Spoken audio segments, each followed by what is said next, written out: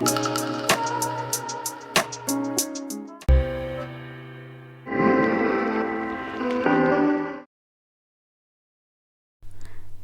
అండి, అందరికీ నమస్తే. Welcome back to our channel TTT taste travel and tradition.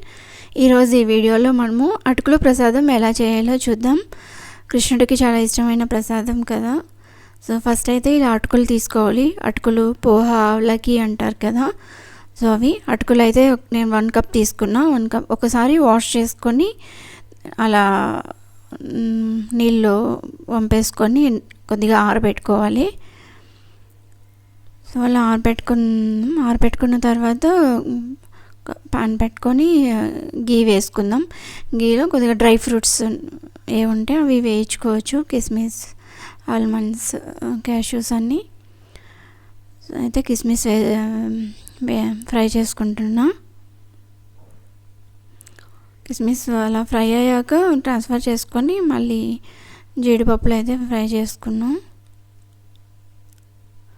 జీడిపప్పులు కొద్దిగా బాగా గోల్డెన్ బ్రౌన్ వచ్చే వరకు ఫ్రై చేసుకోవాలి. చాలా ఈజీ అండ్ ఈ రెసిపీ. అండ్ మళ్ళీ సేమ్ ఆ గీలోనే కొద్దిగా యాడ్ చేసుకొని సేమ్ ప్యాన్లోనే కొబ్బరి పచ్చి కొబ్బరి తురుమైనా వేసుకోవచ్చు, ఎండు కొబ్బరి అయినా వేసుకోవచ్చు, ఏమీ ఇష్టం.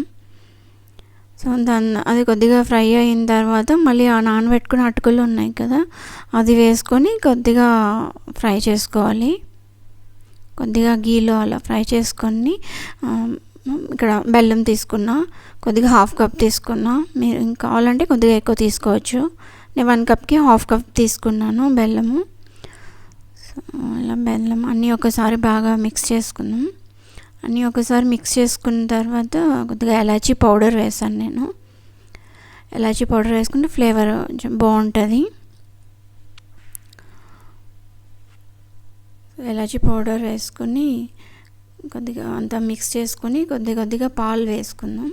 నేను చిన్న గ్లాస్తో ఒక టీ గ్లాస్ ఒక చిన్న సో అయితే ఒక గ్లాస్ పాలు అయితే పోసుకున్నాం. ఒకసారి అంతా బాగా మిక్స్ చేసుకుంటే బెల్లం అంతా బాగా కరిగిపోతుంది.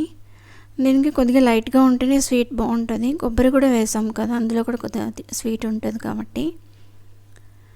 సో అంతా ఫ్రై కొద్దిగా బాగా ఇంకాక పాలు అన్నీ బాగా పట్టాక అటుకులకి లాస్ట్లో మనం ముందుగా ఫ్రై చేసి పెట్టుకున్న నట్స్ అన్నీ వేసుకొని ఒకసారి మిక్స్ చేసుకునేసి అంతే సర్వింగ్ బౌల్లోకి తీసుకొని దేవుడికి నైవేద్యంగా పెట్టేసేయడమే. అంతే, చాలా ఈజీ ప్రాసెస్ అండి. థ్యాంక్ యూ అండి. వీడియో కనుక నచ్చితే please like, share and subscribe.